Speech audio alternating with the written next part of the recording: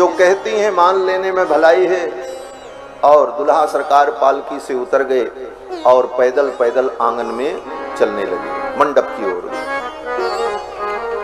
अब दुल्हा सरकार जब चल रहे थे तो दुल्हा सरकार बहुत धीरे धीरे चल रहे थे। ब्याह में जब दूल्हा जाता है तो वो अपने से कुछ नहीं करता, साथ वाले कहते हैं चलो तो चलता है, साथ वाले कहते हैं बैठ जाओ तो वहीं बैठ जाता है, जैसे उसको कुछ पता ही ना हो।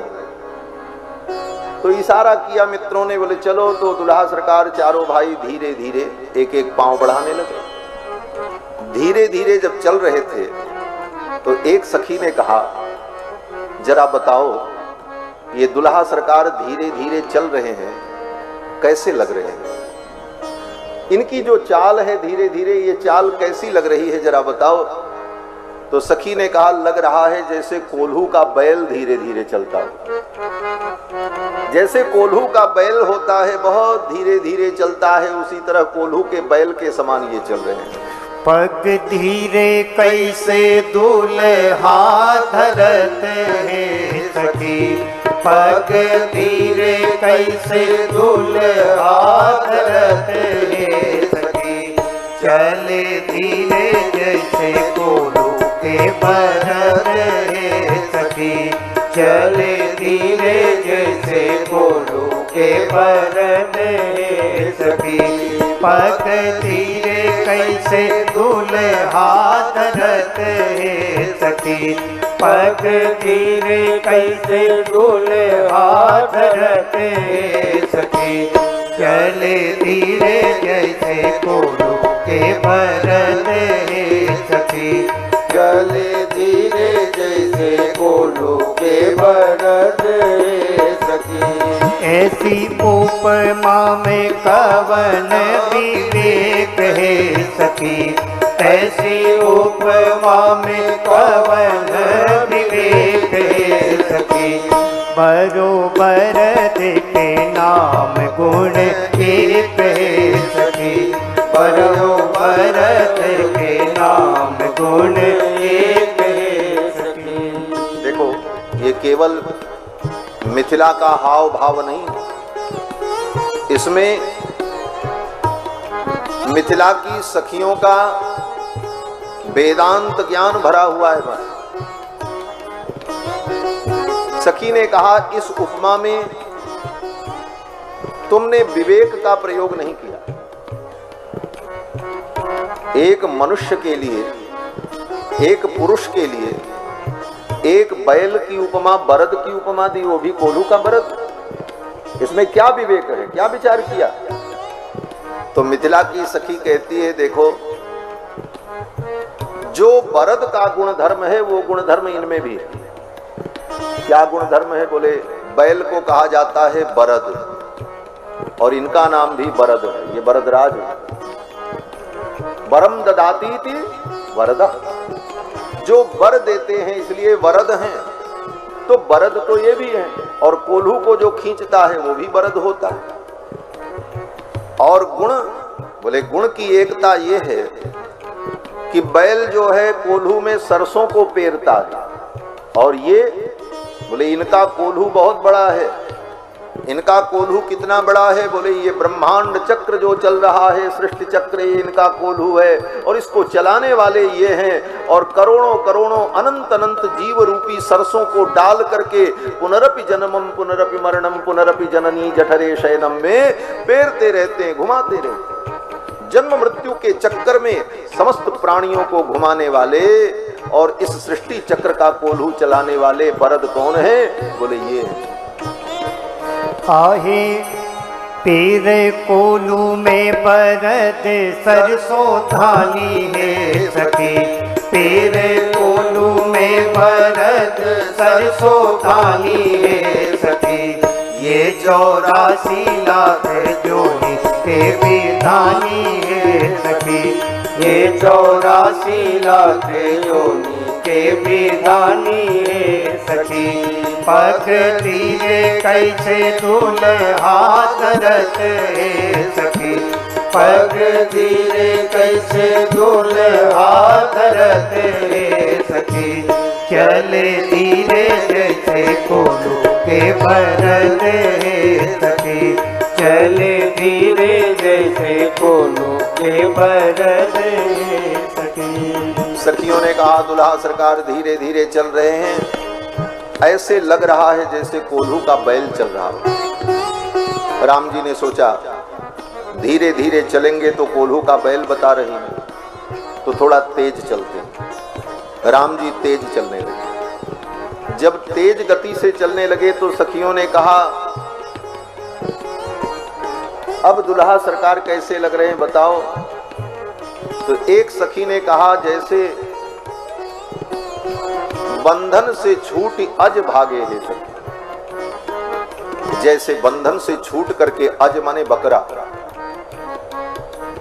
बकरे को बांधा हो समर्पण के लिए और उस बकरे को पता चल जाए और उसकी डोरी खुल जाए तो भागेगा प्राण बचा करके।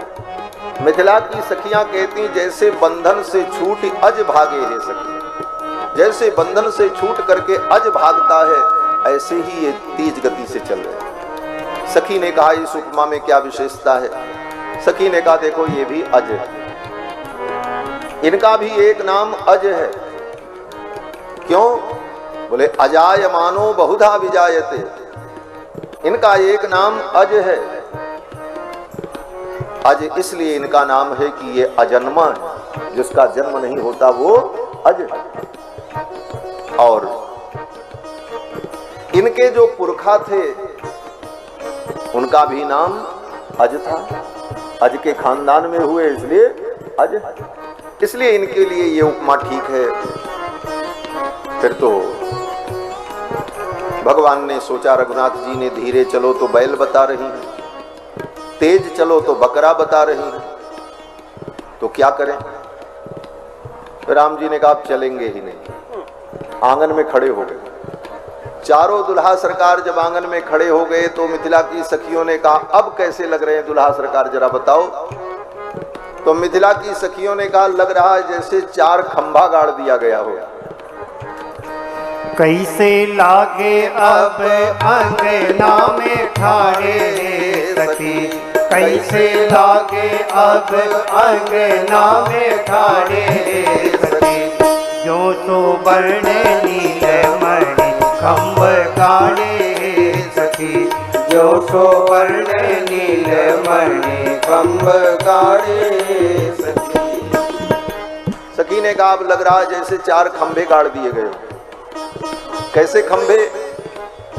बोले 2 खंभे नीलमणि के और 2 खंभे सुवर्ण के। श्री रघुनाथ जी और भरत जी नीलमणि के स्तंभ के समान और लक्ष्मण जी और शत्रुघ्न जी स्वर्ण के स्तंभ के समान। सखी ने कहा ये उपमा ठीक नहीं है। बोले क्यों? बोले चेतन के लिए चेतन वस्तु से उपमा देनी चाहिए, जड़ वस्तु के लिए जड़ वस्तु की उपमा होती है। दुल्हा परम चैतन्य है और खंभा जड़ है, ऐसे परम चैतन्य दूल्हा के लिए जड़ खंभे की उपमा, ये तो विवेकहीनता हो जाएगी। मिथिला की सखियों ने कहा खंभे जड़ किंतु दूल्हा चैतन्य है सखी, खंभ जड़ किंतु दूल्हा चैतन्य है सखी। जड़ चैतन्य में राम नहीं अन्य है सखी, जड़ चैतन्य में राम नहीं अन्य है सखी। सखियों ने कहा तुमने ठीक कहा, खंभ जड़ किंतु दुल्हा चैतन्य है सखी, लेकिन विचार करो जड़ चेतन में राम नहीं अन्य है सखी। जिन राम के लिए मैं उपमा दे रही हूं ये राम कौन है? बोले जड़ चेतन सब में अंतर्यामी रूप में विद्यमान है, सर्वभूत निवासोसी वासुदेव नमोस्तुते। जो कण कण में विद्यमान है तो ये खंभे के अंदर भी विद्यमान है, जड़ में भी है, चेतन में भी। तो जो तत्व जड़ और चेतन सब में विद्यमान हो, उसके लिए चाहे जड़ से उपमा दे दो चाहे चेतन से उपमा दे दो, कोई आपत्ति नहीं। मिथिला की सखियों ने कहा ये तो जड़ चेतन सब में व्याप्त हैं, जड़ में भी इनकी सत्ता है और चेतन में भी इनकी सत्ता है। जड़ चेतन में राम नहीं अन्य है सखी। और यहाँ तो खंभे की उपमा दी गई, और खंभे से तो इनका पुराना संबंध है। बोले क्या संबंध है? बोले एक बार अपने भक्त के लिए इन्होंने खंभे से ही अवतार ग्रहण किया था और खंभे से ही प्रकट हो गए, तो इनके लिए क्या आपत्ति की बात है महाराज। जड़ चैतन्य में राम नहीं अन्य है सखी, जड़ चैतन्य में राम नहीं अन्य है सखी। पग धीरे कैसे दूल्हा धरत है सखी, पग धीरे कैसे दूल्हा धरत है सखी। चले धीरे जैसे कोलू के बरद है सखी, चले धीरे जैसे कोलू के बरद है सखी, चले धीरे जैसे कोलू के बरद। इस प्रकार से सखियां मनोविनोद करती हुई दुल्हा सरकार को लेकर के मंडप में आई।